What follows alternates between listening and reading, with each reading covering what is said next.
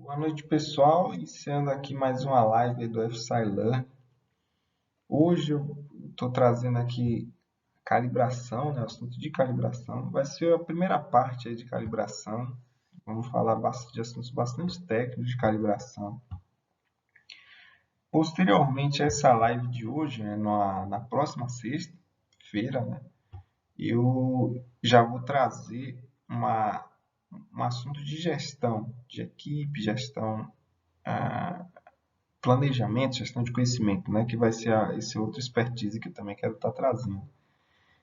A ideia nisso está aí, né, misturar tanto Powertrain aí, Syntec de Powertrain, como de gestão de equipe, é a gente ter uma união dos conhecimentos, né, desfragmentar esses conhecimentos que muitas vezes na maioria das vezes a gente fragmenta, mas que para o nosso aprendizado, para os nossos resultados, para a nossa evolução, é fundamental unir, né? Desfragmentar e unir esses conhecimentos, que eles andam juntos, né? A parte, todo conhecimento da realidade, da vida, ele é um só, é o conhecimento, né?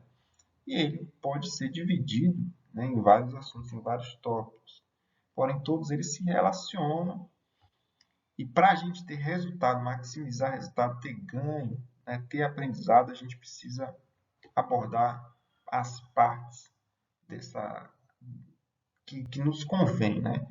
Então, assim, para a gente ter um bom motor, para a gente ter um bom resultado na competição, para a gente ter um bom projeto, uma boa calibração, não adianta só eu saber de calibração. Eu tenho que também saber de planejamento, de gestão, de relacionamento, de como relacionar conhecimento, de curva de aprendizado, de longo prazo, enfim, eu vou ter que unir todas essas expertises aí, ou as expertises que me convêm, né, que me faltam, vamos dizer assim, que são pontos fracos, né, do meu projeto, da minha vida, para conseguir alcançar esses resultados. Então a ideia aqui é a gente ter um resultado, a gente crescer, evoluir. Não adianta só falar de motor, de calibração, trazer esses assuntos técnicos que também eles vão estar limitados em outros aspectos, né? Então hoje é uma live gravada, né? Estou fazendo de forma gravada porque eu estou aqui na terça-feira, né? Eu vou colocar a live na sexta-feira para lançar na sexta aí, porque eu vou viajar, mas, né, mantendo aqui o meu compromisso de estar lançando, de estar fazendo, produzindo as lives, trazendo conhecimento, compartilhando de forma contínua, né? Então, vamos manter aí nesse prazo indeterminado aí, né, das nossas lives. Então, vamos iniciar o tema de hoje, né? Eu vou falar dessa tríade aí que compõe o motor a combustão interna, né? Então, falar de calibração, a gente logicamente tem que falar do motor de combustão interna e da tríade que compõe esse motor. O motor é composto por uma tríade, né? Combustível, ar e ignição, certo? A base do motor é isso aí. Quando a gente estiver abordando a calibração, quando a gente estiver abordando um defeito no motor, fazendo a diagnose, quando a gente estiver desenhando uma peça, quando a gente estiver pensando em um projeto de componente ou de um sistema do motor, eu vou estar atacando algum desses três fatores. E tem um quarto fator, né, que não está diretamente ligado à geração de trabalho, potência, performance do motor, eficiência, mas que compõe, porque sem ele isso não era possível, é a estrutura do motor, o fator estrutural. Então a estrutura ela não gera potência, performance, eficiência. Ela não tem o poder de gerar. Ela na verdade ela tem o poder de conter essa geração, de servir de base para essa tríade. Sem a estrutura seria impossível. Sem o cabeçote, o bloco, sem os dutos, sem as válvulas, sem toda a estrutura de injeção de combustível, de geração de centelha, de captação de ar, sem toda essa estrutura seria impossível, né, fazer o motor gerar energia.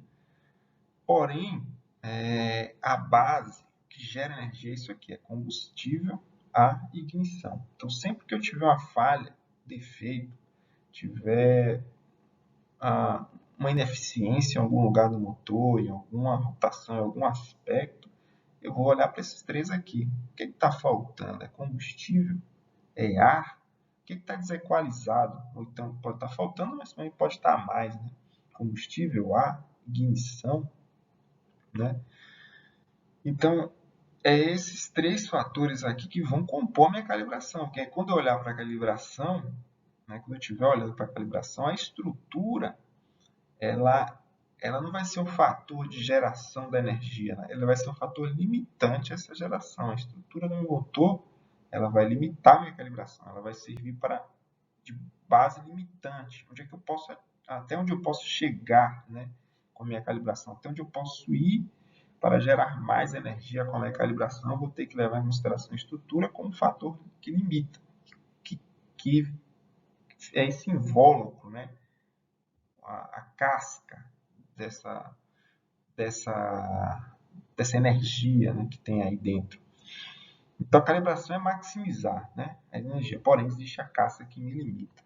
E aí eu preciso conhecer esse invólucro, essa casca. Quanto mais eu conhecer, melhor também vai ser minha calibração, né? Porque mais eu vou conseguir explorar esse horizonte aí. Então, aqui falando, agora aqui no nosso outro slide, né? Já iniciando aí a falar de um aspecto, assim, a variável mais importante da calibração, né? Que é a pressão de câmara de combustão. Na base, eu falo assim, de forma bem sintética e simples, quanto mais pressão de câmara de combustão tiver, mais potência, mais torque, mais eficiência no meu motor vou ter. Então, em valores absolutos, né? Se eu tenho 50 bar, 5 megapascal de pressão de pico, de pressão no meu cilindro, se eu conseguir 60 bar de pressão de pico, eu vou ter mais torque, eu vou ter mais potência, eu vou ter mais trabalho gerado trabalho útil gerado no meu motor. Isso aí, falando assim de forma simples, é o que a gente vai buscar em calibração, né? Quando a gente estiver trabalhando na nossa calibração. Porém, olhando aí para outros aspectos de estrutura e tudo mais, o meu motor ele vai ter restrições, né, que vão restringir a quantidade de ar que vai entrar no meu cilindro. Ele vai ter perdas nas paredes, né, dissipação de calor nas paredes do meu cilindro, vai ter atrito entre as partes móveis do meu motor, tudo isso gerando desperdício de energia, né? Ele também, os materiais que compõem esse motor, eles vão ter ranges, né, faixas de trabalho de temperatura. Eles não vão suportar toda a temperatura gerada pelo meu combustível, pelos gases que estão ali compondo as reações químicas do meu motor, né? Então, ele não vai conseguir aproveitar todo esse potencial térmico, potencial energético do combustível.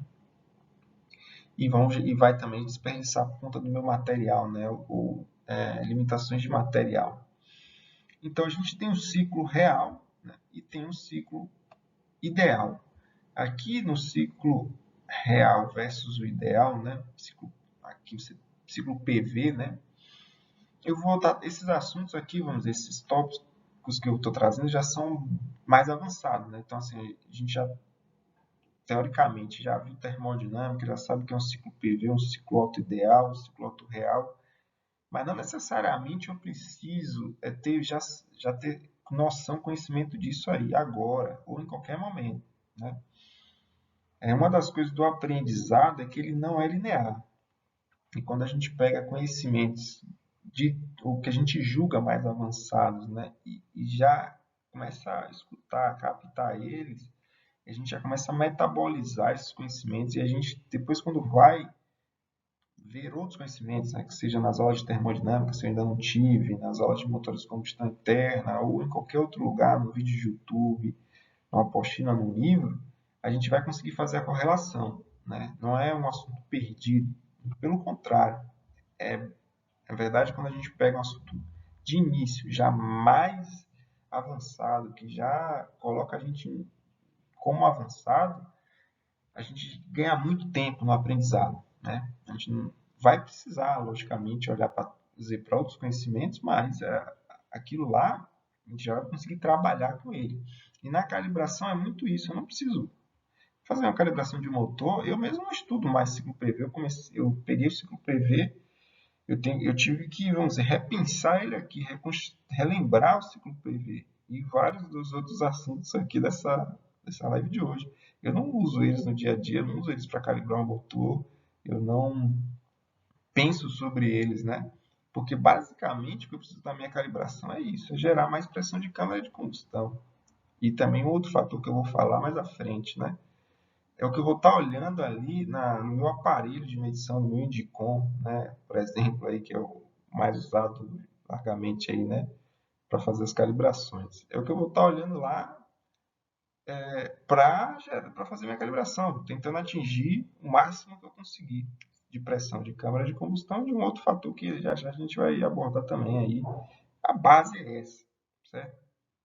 Então, assim, tudo isso eu vou estar manejando. Vou estar manejando centelha, vou estar manejando válvulas para entrar ar, para sair ar, para entrar gás e sair gás. Vou estar manejando bico injetor para colocar a injeção, tirar. Tudo isso só para ter esse valor aqui no máximo que eu conseguir, né?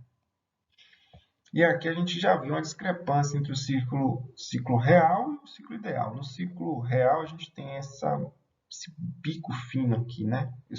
Na verdade, o ciclo ideal. A gente tem esse bico fino aqui, ciclo teórico, que basicamente no teórico a gente vai ter mais pressão de câmara, de pico de câmara, pressão de pico. Vou falar pressão de câmara, pressão de pico. E no real a gente vai ter menos. Por quê? Perdas, né? Perda de parede de cilindro, perda de atrito, perda de todas as perdas que a gente tem aí, né, de desperdício, né, de pressão da câmara de combustão internamente, vazamentos internos ao motor, são inerentes ao motor, são inerentes à estrutura, eles precisam estar lá. A gente tenta reduzir elas ao máximo, essas perdas, só que se a gente zerar essas perdas, a gente quebra o motor, ele quebra, ele não consegue suportar as pressões e as temperaturas que são geradas ali pelo combustível de forma completa, né? Ele precisa sim gerar esse desperdício, só que a gente tenta reduzir só ao máximo, né? Mecanicamente, aí, né? Estruturalmente no motor.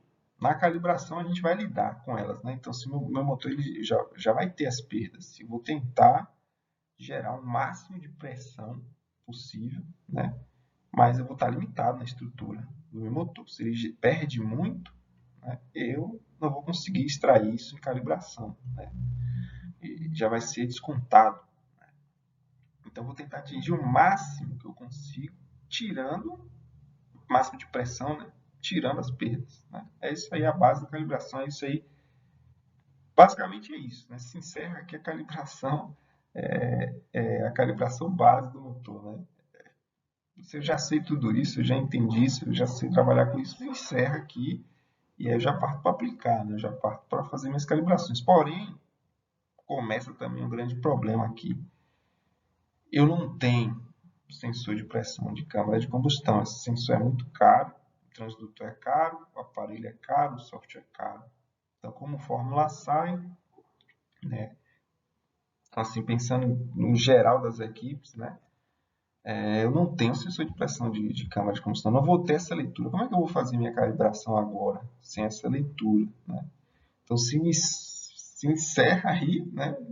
Mas se inicia um outro capítulo agora, né? E agora, o que é que eu faço, né, para calibrar o motor? Primeiro ponto não posso esquecer isso. Né? Eu vou estar ali buscando a maior pressão de cilindro, mas eu não vou estar lendo, eu não vou estar sabendo. E aí eu preciso também estar muito ciente disso. Né? Eu não estarei sabendo em cada rotação como é que está. Eu tenho essa curva, né? Se eu tiver um sensor de pressão de câmara, eu sei que a 1.500 rotações, essa é a minha pressão, a 2.000, a 3.000, a 3.000 eu tenho o meu pico de pressão, e se eu tenho meu pico de pressão, provavelmente aqui é meu pico de torque. E eu vou perdendo torque em altas rotações também, gradativamente, até o limite de giro. Se eu tenho isso aqui é muito diretamente ligado à geração de torque. Só vai ter também friction do motor, né, que vai dispersar essa geração de pressão, né, e alguns outros fatores aí que a gente vai falar mais à frente também, que vão gerar menor expressão de cilindro, aí dependendo das condições ambientais e tal. Mas se eu consigo calibrar meu motor com esse sensor aqui, né, de pressão de câmara, é o ideal, porque eu vou estar casando essa pressão, pico de pressão de câmara, né, no lugar certo aqui, né? A gente vai ver mais à frente aqui. Existe um valor bem delimitado desse pico.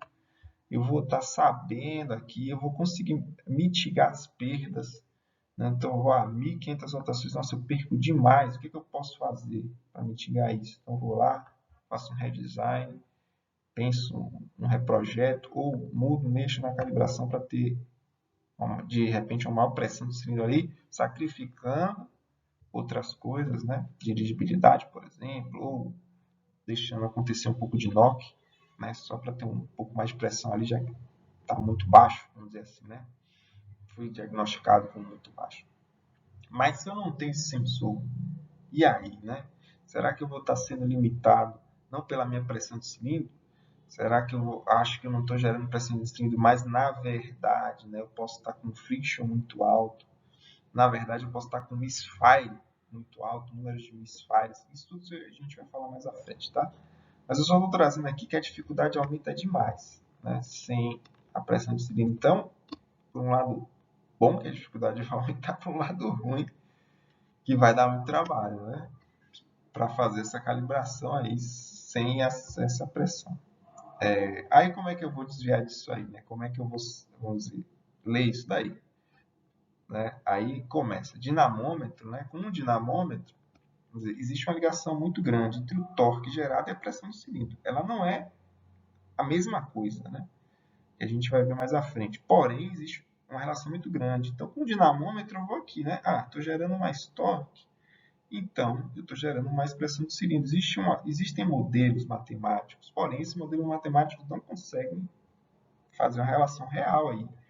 Eles conseguem uma boa correlação, porém, quando eu tenho, às vezes, um defeito no motor, quando eu tenho uma variação, por exemplo, um anel quebrado, uma canaleta, ou eu tenho um objeto que entrou lá e gerou arestas internas no motor, como é que eu vou saber agora as minhas pressões de cilindro limite, se eu estou gerando NOx, se eu não consigo ler, eu não vou, a minha câmara de combustão mudou a geometria dela por um fator.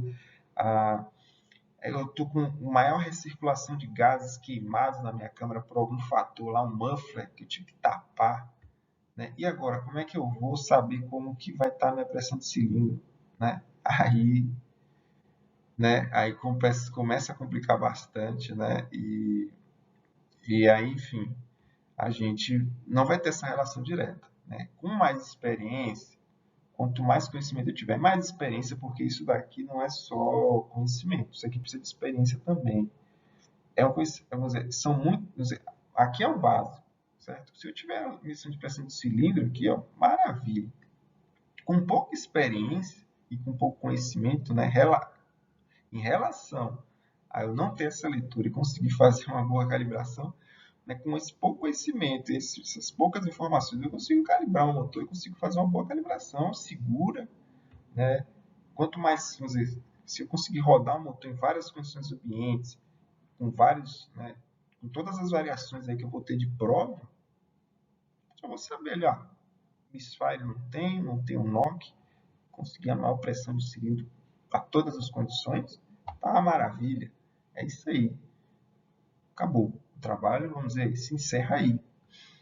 Porém, se eu não tenho, aí começa a envolver muita expertise e muito conhecimento, tanto teórico quanto expertise também experimental, vamos dizer assim, de motores, muito teste, muitas horas de rodagem, né, para a gente conseguir entender o que está acontecendo, muitas vezes. Né? Mas vamos lá, né, vamos iniciar isso, vamos buscar também esse conhecimento, que é muito legal, né, de ter. Né? No final das contas, por exemplo, lá na indústria, eu não tenho acesso a leitores de pressão de cilindro.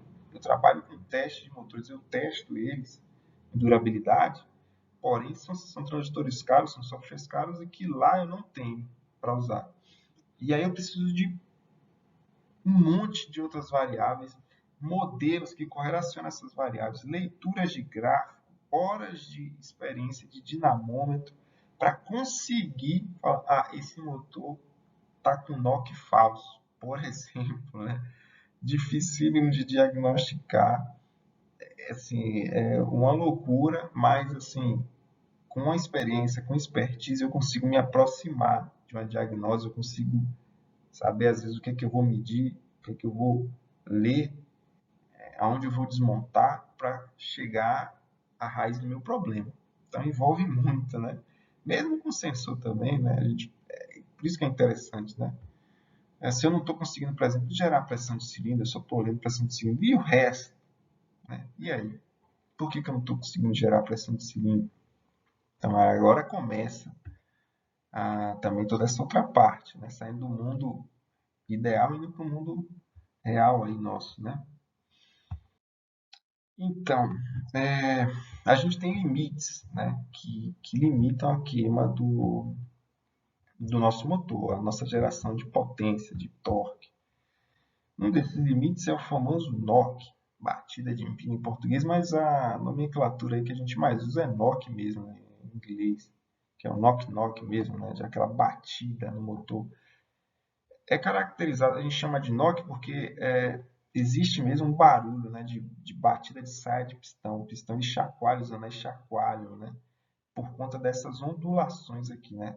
Você vê essa curva em preto aqui embaixo é a curva da combustão sem NOC, a combustão, vamos dizer, otimizada. E aí você tem essas outras curvas aqui, né, que são gerações de NOC, essas outras que geram maior, né, que geram maior pico aqui, ó, pico de pressão de câmbio. Essas outras curvas, vamos dizer, tiveram variações, por exemplo, variações ambientais aí no teste do motor e geraram essas curvas aí em alguns momentos. Vamos dizer, isso aí acontece em milissegundos, em tempo de uma queima, que é muito rápido, milissegundo, nanosegundo, vamos dizer assim, muito rápido. E você teve essa curva, essa onda de pressão com alta amplitude, mas você tem essa onda de pressão, ela tendo essas oscilações, né? Esse vai e vem, esse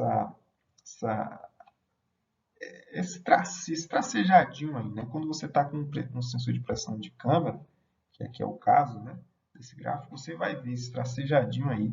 Você não vai ter mais uma curva linear, você vai começar a ter essas não linearidades, esse tracejadinho. Esse tracejadinho é o NOC acontecendo, né?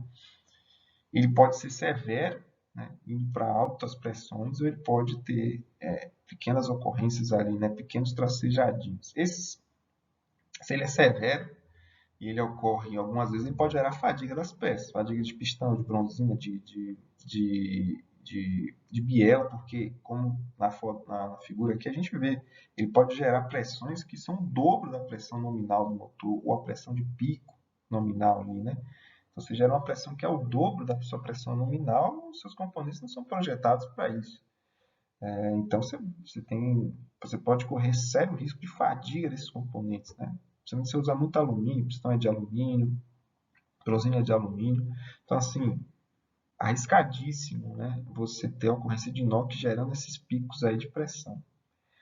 O que a gente faz, né? A gente limita a pressão, a gente limita fatores aí, tanto combustível, você pode limitar o ar que entra, ou você pode limitar a ignição, né? Então a gente limita esses fatores, pode limitar os 3, 2 ou 1, a depender da sua necessidade, a depender da sua estratégia, né? Se está sendo muito severo esse NOC ou não. Então, a gente limita para que ele não ocorra, justamente pensando na estrutura do motor, manter a integridade do motor. Porém, existem situações onde eu não estou com elevadas pressões de câmara, onde eu estou deficiente em eficiência do motor, onde eu posso me utilizar desse NOC aí, que ele acontece, né, Às vezes ele pode acontecer no meu motor em situações que ele seja favorável à geração de torque. Né? Geralmente se usa isso aí em baixas rotações, né? Em altas cargas, em baixas rotações, onde você precisa de geração de torque, mas você não tem pela turbulência ali, pela eficiência do motor, né? Pela mecânica do motor. Baixa rotação do motor, ele não consegue gerar turbulência de gás, não consegue encher o cilindro para gerar torque, vamos dizer assim, né? Um motor naturalmente aspirado, aí, que aspira ar. Então, aí, nesse caso, você pode utilizar do NOC para gerar aí um pico de pressão maior, como a gente vê lá no gráfico PV, gerando um pico de pressão maior, você vai ter uma área útil maior e vai ter uma geração de torque maior. Vai gerar mais torque, vai ter uma eficiência melhor do seu motor, né? Desperdiçar menos calor. Sim, beneficiou o NOC, foi interessante o efeito, né? Mas é bem restrito isso daí. No Fórmula SAI, por exemplo, os motores que se usa, a geometria de câmera, a taxa de compressão, a geometria, o motor em si, a estrutura do motor, ela não dificilmente vai ter alguém que vai estar utilizando um NOC ali para gerar, para ter um NOC útil ao motor, né? Também pela dificuldade de se fazer isso aí, né? Pela dificuldade de se calibrar isso, senão você não fugir dessa área de útil, de NOC útil e começar a gerar detonações que podem até diminuir o torque do motor, né? Então, assim, é um trabalho difícil e às vezes e, assim, vamos dizer, se limita, né, a algumas condições. Principalmente assim, utilizando gasolina pódio, por exemplo, vai ser difícil você gerar um NOC ali, né? Usando etanol puro, vai ser difícil também você gerar NOC, a não ser que você tenha altas taxas de compressão, enfim, né? Aí já entra, acho que em outra coisa. Então, assim, vamos pensar o NOC como esse fenômeno que vai me limitar, né? A minha queima ali. E tem também a própria eficiência da queima, como a gente vê nesse gráfico aqui. Eu tenho que escolher aí nesse caso se eu vou ir para essa área de maior eficiência aqui, né? Que é essa daqui, ó, essa prancha de surf aqui, né, em pé. Se eu vou para ela ou se eu vou para uma região de maior geração de torque, né, que vai estar mais para cá, aqui, ó, nessa área daqui, toda essa área aqui, né? Então aqui você tem uma curva de eficiência, né? Ela cresce muito nessa área aqui de excesso de ar, no limite, né, entre a relação estequiométrica e o excesso de ar. Então, sendo para o excesso de ar um pouquinho ali, saindo um pouco da relação estequiométrica, você vai ter uma maior eficiência de queima. Só que, geralmente, essa eficiência você vai ter um pênalti aí, né? Essa maior eficiência você tem um pênalti de performance. Então, essa zona aqui de excesso de combustível, né, perto da zona estequiométrica de combustão e excesso de combustível, você vai ter, geralmente, né, falando em linhas gerais, né, porque aí o motor, em cada faixa de rotação, ele é né, pela característica geométrica, as características estruturais dele. Então, ele não tem um comportamento linear, né? Isso a gente é uma base da calibração. O motor não tem um comportamento linear. Pelo contrário, ele tem um comportamento bem não linear. Então, não é algo assim tão intuitivo. Então beleza. Né? Eu já entendi. Excesso de combustível, um ligeiro excesso de combustível é interessante para a performance. Um ligeiro excesso de ar é interessante para a eficiência. Não. Não é bem assim. Em linhas gerais, sim. Você começa por aí. Porém, você tem que estar medindo isso, né? Via geração de torque, dinamômetro, ou via pressão de câmara de combustão ali, a desenrolar dessa pressão de câmara, né? Você vai ter que estar medindo isso para, sim, afirmar, não, aqui eu estou na zona de maior eficiência, de máxima eficiência. E eu posso estar também na zona de máxima, posso ter um casamento da máxima eficiência com máxima performance. É raro, mas existem possibilidades, existem zonas que você pode ter esse casamento. E eu posso também ter zonas de máxima performance. Isso me separa um pouco da máxima eficiência, né? Então aqui você tem que ter escolhas, você vai fazer escolhas, e essas escolhas você vai ter que se basear na sua estratégia, no que você precisa, né? Se eu sou uma equipe que tem um motor fraco, vamos dizer assim, né? Tem uma deficiência de potência, provavelmente eu vou estar me deslocando mais para esse excesso de combustível leve para ter uma geração de performance. E aí eu vou ter que aferir isso. Será que isso é real? Vai estar gerando mesmo ou não? De repente, se eu ir para um excesso de ar leve, de repente eu consigo até o máximo, a minha máxima performance e também a minha máxima eficiência. Às vezes acontece, né? Depende de condições aí, tanto ambientais como do próprio motor. Mas, em linhas gerais, como eu falei, né, como está aqui.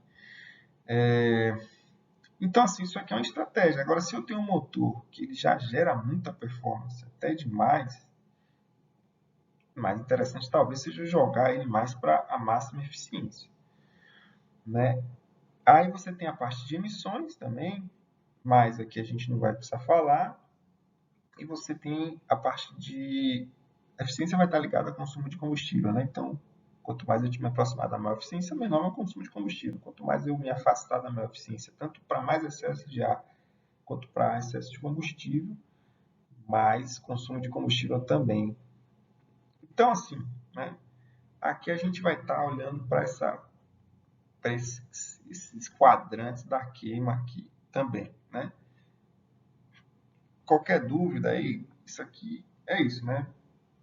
Aí, depois também eu vou estar mandando, tem os materiais aqui nesse slide, né? Quem precisar, quem quiser, é só me pedir, que aí eu mando esses slides e lá tem as referências de onde eu tirei esses gráficos, de onde eu tirei, né, as referências para construir essa aula aí.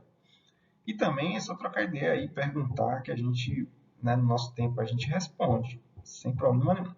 Aqui também entra um aspecto muito interessante, que eu descobri que eu errei no Fórmula SAI em vários anos, até ajudando a galera.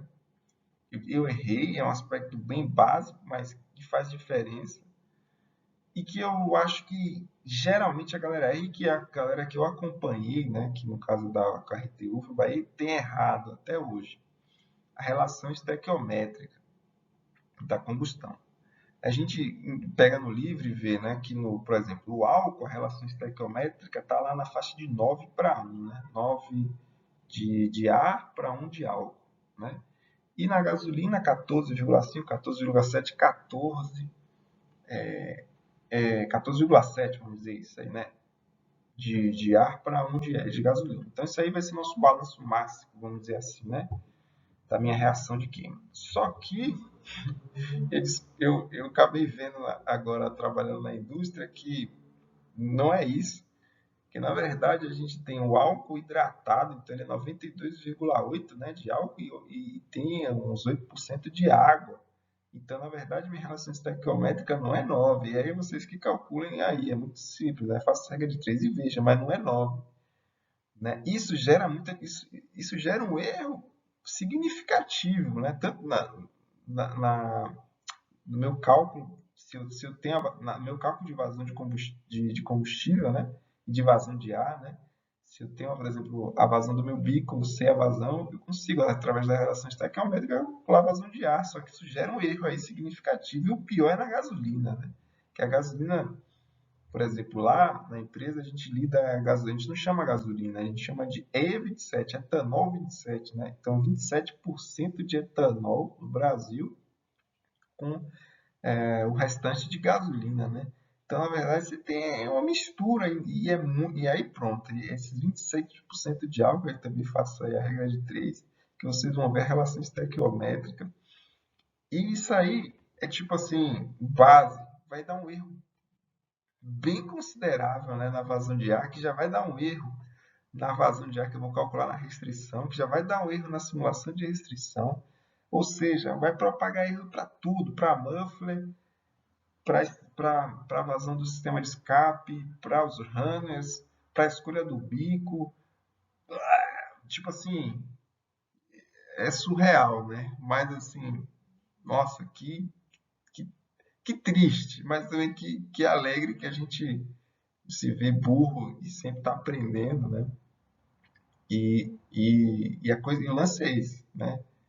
Quanto mais a gente tiver voltado ao aprendizado, mais aberto ao aprendizado, mais a gente vai rever isso, né? Imagina se eu tiver desatento e não conseguir pensar tudo isso, né? De que realmente a relação estequiométrica é muito importante, todo o resto, né? E assim, da aula de hoje, se você pegou essa dica aí e você estivesse errando, sua equipe errou sempre aí, né? Isso daí. Bom, conserte isso daí, acho que sua nota já vai dar um up violento. Provavelmente seus modelos já vão melhorar um monte, já vai estar muito mais correto e por aí vai, sabe? Então, já vai ser já é uma super dica da aula de hoje aí, tá? Muita gente se passa isso aí com violência, tá? Aí, falei de pressão de câmara e vou falar de massa. Max Fraction Burned, fração de massa queimada, famosa MFB, né? A nossa MFB. Isso daí é um fator, né? É um fator que a gente calcula, a gente usa, né? No caso aqui é um modelo desse fator. Você tem dois modelos, né? Aqui você tem o modelo em azul e o modelo em cinza. Aqui você tem uma condição de motor de 3,3 bar de pressão média indicada e você tem aqui WT, né? Plena carga. Então, os dois a 1.500 rotações. Você vê que um modelo aqui de massa queimada, ele se distanciou desse aqui e nesse daqui os dois estão casados. Esse em azul, no caso, é um modelo que se aproxima mais do real, né? Se aproxima bem ao real. E esse cinza, ele é um modelo que ele tem uma aproximação boa em carga parcial, como a gente vê aqui, que isso aqui é uma carga parcial, né? E aqui a gente tem carga plena, carga máxima do motor. E você vê que ele já se distancia consideravelmente do real, né? Então, aqui são dois modelos, né? Aqui é um artigo científico que está lá, também vai estar nas referências. Mas o que eu quero ver aqui, o que eu quero mostrar, né? Que essa massa queimada aqui é um outro fator além da pressão de câmara. A pressão de câmara máxima ali, eu vou estudar o pico de pressão, onde ele vai se dar, né? Aqui, se vocês verem no X, aqui é degree, né? Os graus. Aqui o zero é o 0,360, né? Depende do gráfico, ele é o topo de deslocamento do pistão, né? O TDC, Top Dead Center, né? Lá do pistão. É o 0,360. A gente vê que a massa queimada é o que? É como se propaga a minha queima, né? Quanto em porcentagem eu tenho ali de gás queimado versus o gás não queimado, ou seja, a mistura ainda que não queimou. Então eu posso ver aqui, ó, que no geral, vamos dizer, nessa condição de WLT, esse motor ele começa a queimar a massa dele, começa a queimar mesmo nessa rotação, né, com menos 10 graus do ponto morto superior do pistão. Ou seja, antes do pistão chegar no ponto morto superior, ele já começa a queimar. Você vê, olhando esse modelo que vai se apresentar o real aqui, né, que nessa condição de plena carga,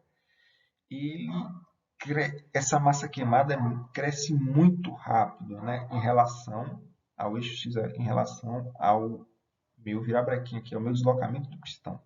Então, assim, de menos 10 graus a zero, olha, eu já tenho, tipo assim, 30%, 25% de massa de queima. E com 10 graus aqui, ó, eu já tenho 60%, né, basicamente, aqui da queima. E ela está completa com 20 graus. Então, assim, em 30 graus do deslocamento do pistão, se você fizer a conta aí, quanto é em 1.500 rotações por minuto, 30 graus, né, quanto em segundos isso é, tipo, muito, muito pequeno, assim, é muito rápido. Então, a propagação da minha queima é muito rápida, só que é muito importante essa propagação da queima para eu saber, para, na verdade, eu conseguir gerar mais torque. Porque quanto mais tempo eu demorar para queimar, em linhas gerais, quanto mais tempo eu levar para queimar, mais desperdício eu vou estar gerando, né? Mas se eu levar muito tempo para queimar, tem uma queima rápida, queimo tudo muito rápido. As paredes dos cilindros elas não vão nem sentir, né, o calor.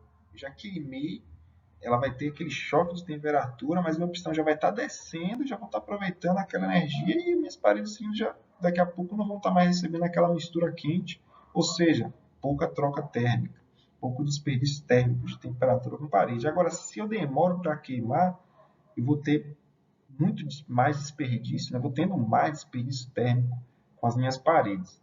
Então, na base, então, não adianta só, né? Eu tenho uma queima que gera muita temperatura, muita pressão. Se eu tiver uma queima que gera muita temperatura e muita pressão em pouco tempo, aí eu vou estar sim gerando maior trabalho, assim, mais ainda, muito mais trabalho útil possível. Então esse modelo, esses modelos, né, que o modelo mais conhecido é o de Weber, para essa massa queimada, né? Se eu modelo isso para o meu motor, isso aqui é modelado. Eu não consigo dizer, medir isso, né? Não tem sensores, eu não conheço sensores que medem. Isso aqui é modelado através. Eu consigo modelar isso através dos fatores da minha curva de pressão do cilindro. Né? Através da minha pressão do cilindro eu sei, né? E também da minha centelha ali. Né? No momento da centelha, eu sei que a minha queima se inicia no momento da centelha, no momento zero. Então aqui, né? -10, vamos dizer aqui, se iniciou. Ali é a centelha. Só que eu não sei, por exemplo, onde ela termina. Como é que eu sei onde minha combustão termina?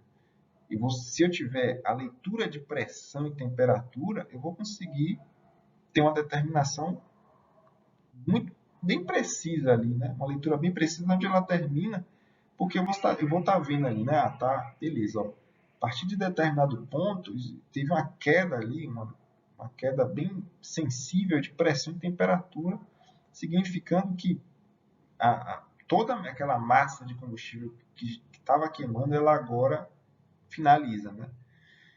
Então, sei, pela pressão, falou, que caiu aqui nesse ponto, caiu a minha pressão, caiu a minha temperatura, opa, finalizou a minha queima. A queima da minha mistura finalizou aqui. Então, eu consigo, ó, a minha curva de Weber, ela inicia -10 e finaliza -20. Eu tenho esses pontos determinados pela minha pressão de câmara. O formato da curva é exponencial, né? Um exponencial aqui no início, um exponencial aqui no final. Você tem um exponencial, né?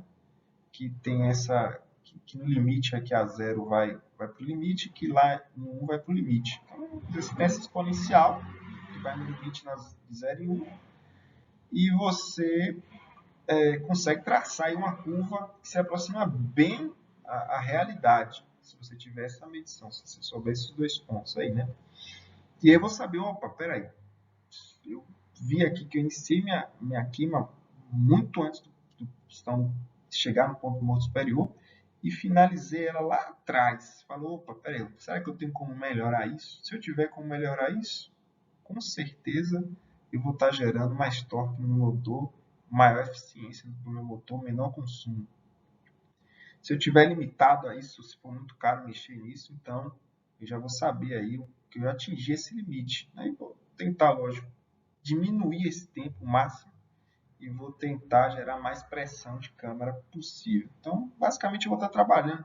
São essas duas variáveis. Se eu tiver a leitura, né, de pressão de câmara de combustível, se eu tiver um modelo de pressão, se eu tiver alguma forma de estar me relacionando com a pressão de câmara, tanto, né, eu vou estar também olhando, vai ser interessante eu também olhar para esse fator de massa de combustível queimada para estar otimizando a minha calibração, né?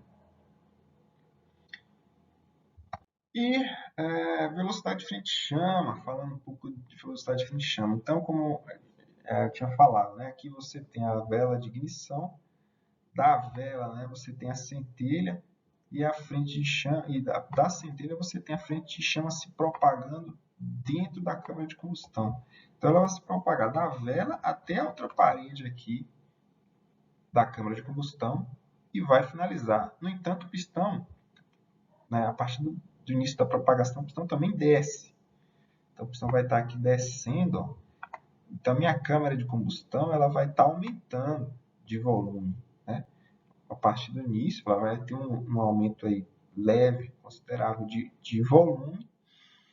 E esse maior volume vai estar me gerando o quê? Uma menor pressão na câmera. Já que eu estou aumentando o volume, eu tenderia a ter uma menor pressão. Né? Pode ter ou não, geralmente não. Né? enquanto a frente de chama das propagandas, você ainda está gerando maior pressão, só que você não está chegando naquele ideal, que seria ali de um volume fixo, né? Você vai ter uma variação de volume, a pressão está descendo, ou seja, a curva de pressão vai estar atenuando aqui, né? Ela vai estar subindo, depois ela começa a atenuar conforme a descida do pistão. Quanto mais rápido eu conseguir que minha frente de chama se propague, melhor. Porém, existem limites, né? Se eu tentar adiantar demais essa frente de chama, né? Como que eu consigo adiantar mais essa frente de chama? Aqui você tem alguns fatores, né? Depende do retardo químico do combustível, então depende do combustível. Por exemplo, a gasolina tem uma frente de chama mais lenta do que o etanol, né? Comparando os dois aí. E quanto mais rápida for, mais isovolumétrica é a combustão, gerando maior rendimento térmico, né? Porém, se eu tenho uma frente de chama muito rápida, a minha pressão de cilindro também sobe muito rápido, minha temperatura também sobe muito rápido e meu combustível pode chegar no limite, minha câmera ali, né? Com meu combustível, se minha pressão e minha temperatura subirem demais, meu combustível pode entrar em autoignição na câmara de combustão, gerando o tal do NOx, por exemplo, ou gerando a tal da autoignição, né, da pré-combustão, né? E essa pré-combustão pode, tipo assim, a pré-combustão, ela depende do grau, como a gente viu lá no gráfico de NOx, pode destruir o motor, pode fadigar as peças. Então existem limites, né? Se eu tentar acelerar demais essa minha frente chama, posso chegar nesse limite, e esse limite eu vou ter que correr para trás um pouco dele para não destruir, para não gerar quebra no meu motor. Mas, em linhas gerais, quanto mais rápida a minha frente de chama, quanto mais rápido o meu MBF, né? Quanto mais rápido tiver o início da minha queima e o final dela ali, né? Quanto mais rápido subir meu MFB, né? Minha curva de MFB de massa queimada, melhor, né? Então, em linhas gerais é isso. E como que eu consigo fazer isso daí, né? Como que eu consigo aumentar essa frente de chama?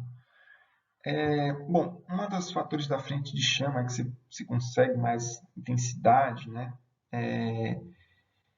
Você o swell e o tumble lá, mas basicamente o swell e o tumble são o turbilhonamento da mistura, né? A propriedade da mistura. O turbilhonamento, quanta energia cinética tem aquela mistura ali, em termos de turbilhonamento na câmera. Se eu tiver muita energia cinética na minha mistura, né? Muita turbulência no momento da minha queima, isso vai me gerar uma frente de chama, geralmente, né, em linhas gerais, vai me gerar uma frente de chama mais rápida. Então, quanto mais turbulência eu conseguir gerar, maior vai ser a velocidade da minha frente de chama.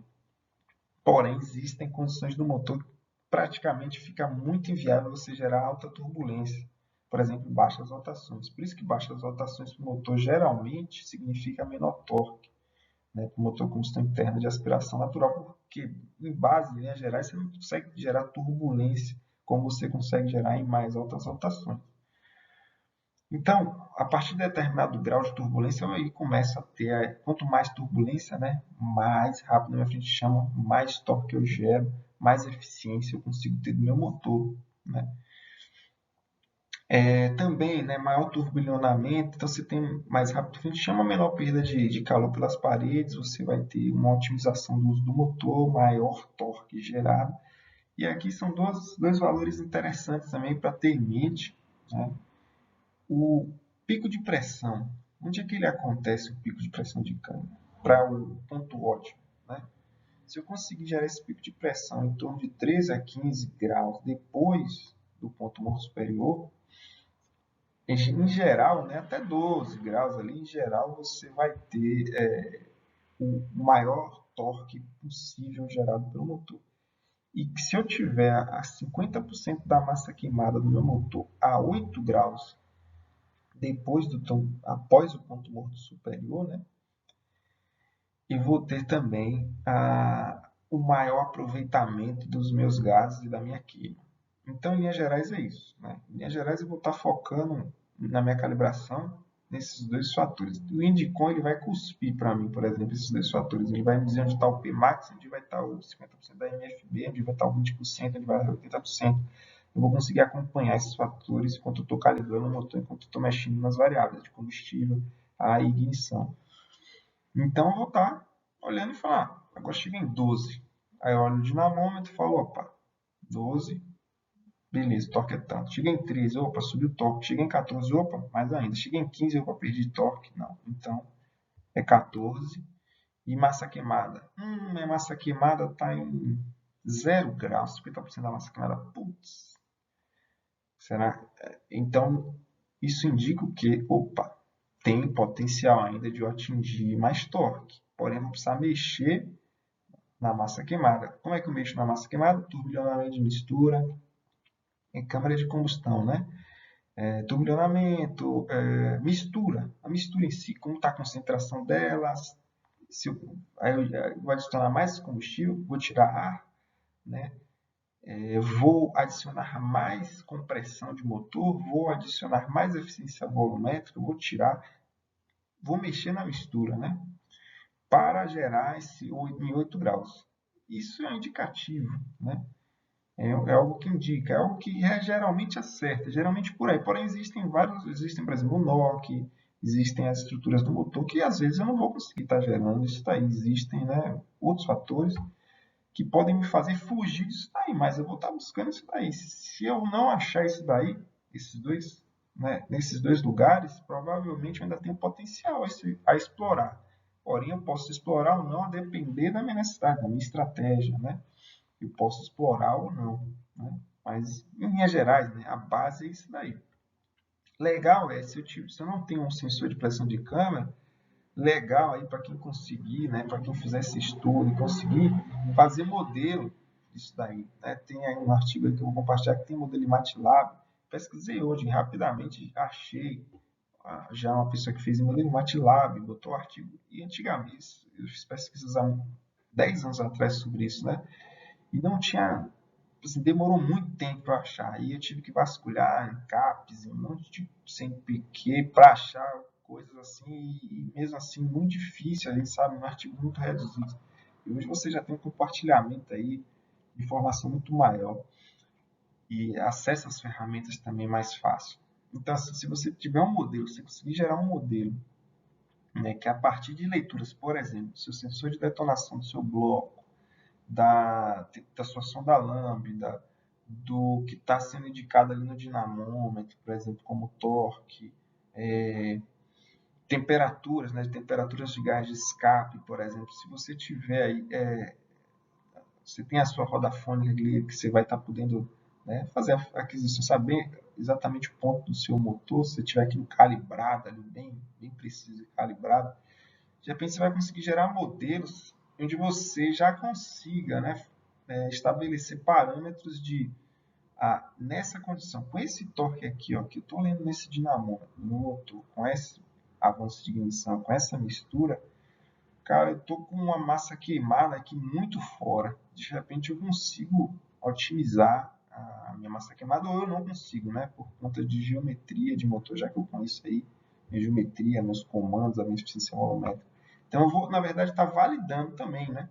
Falando, não, realmente, ó, o meu modelo já mostra, eu não vou conseguir atingir essa massa queimada aqui nesse ponto, nessa condição. E vindo dinamômetro, né, realmente uma perda significativa em relação à condição ótima do motor, a condição de realmente ele estar encaixado. Então, aqui, ó, e essa perda foi de 20%, 30%.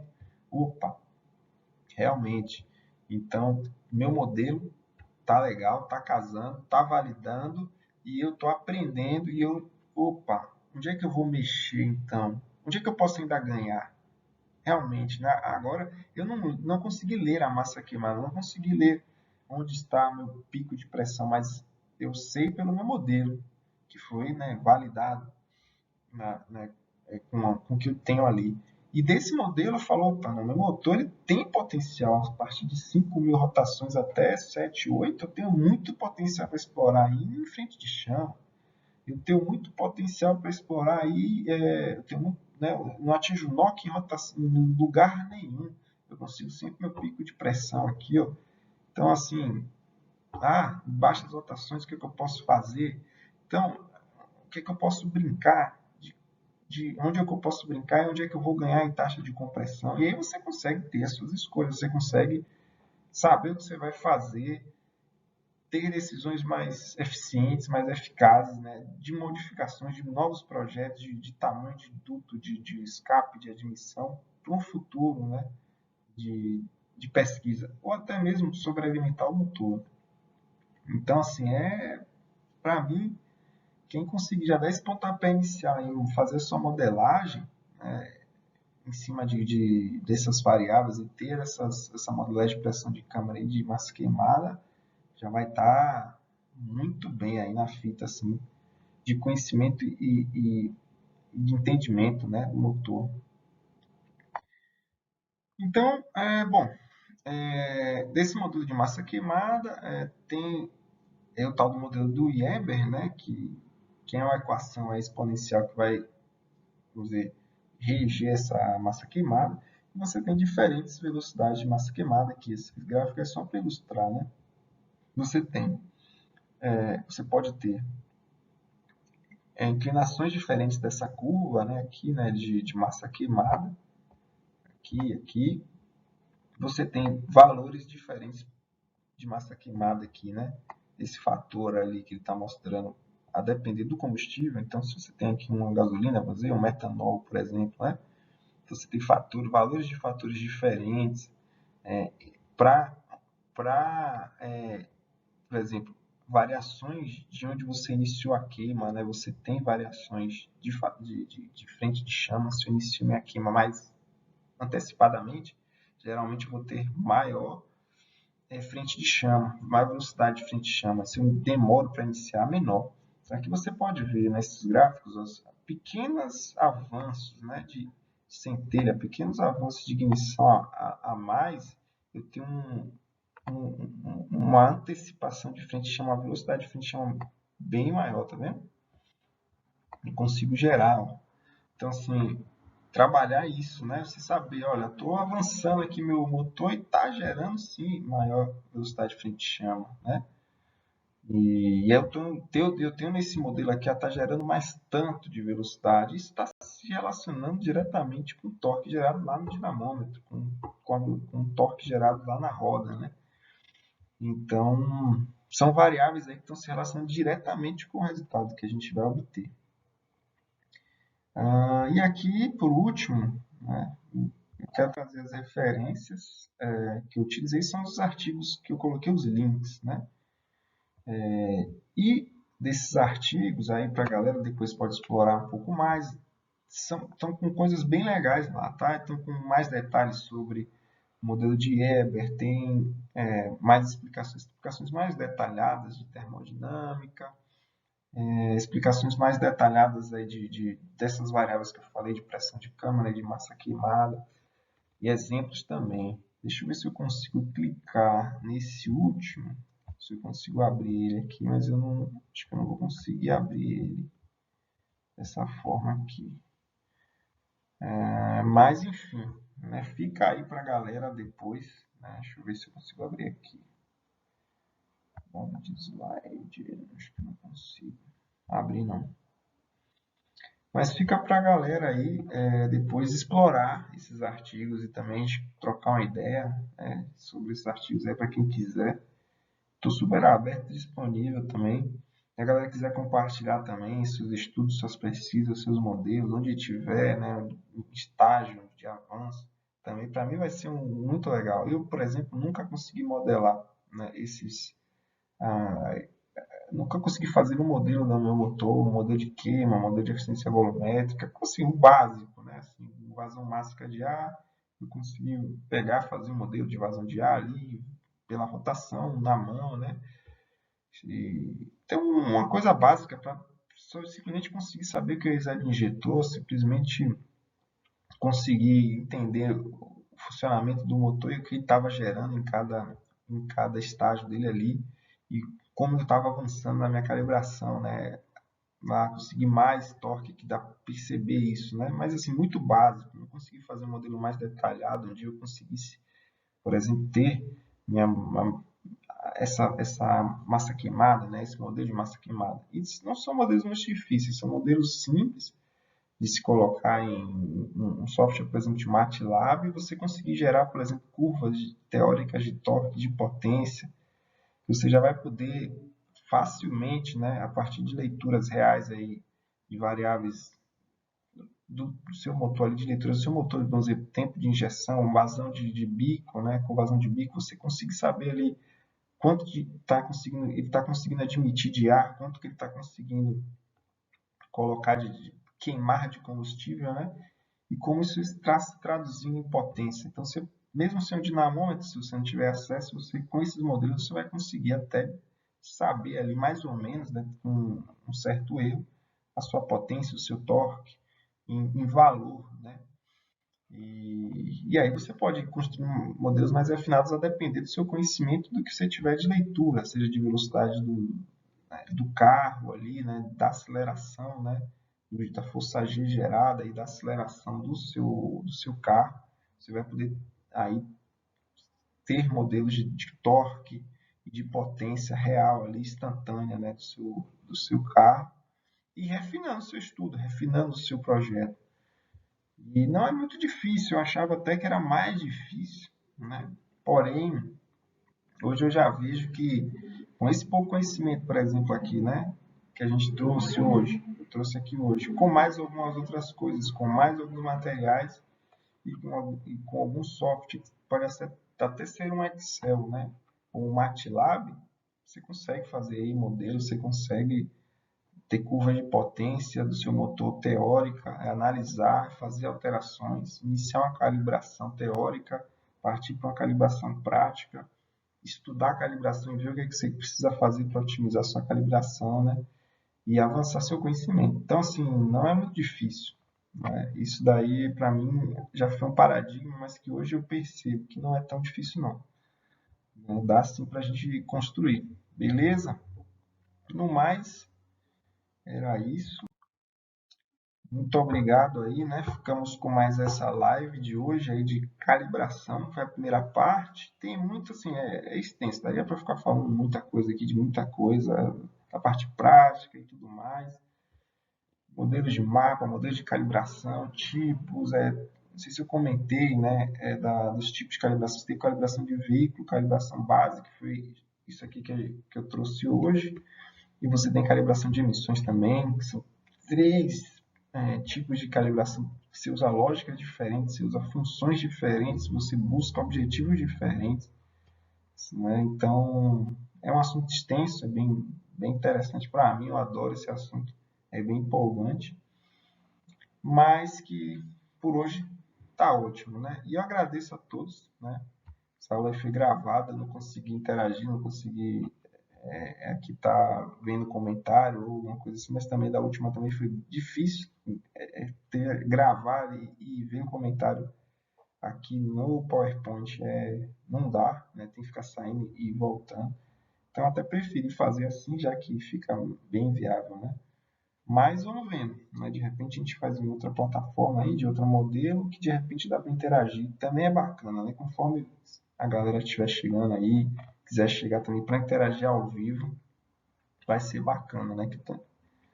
Vai ser massa, né? A gente poder trocar uma ideia ao vivo, vai se rolar, beleza? Valeu, gente. Um abraço e até mais aí.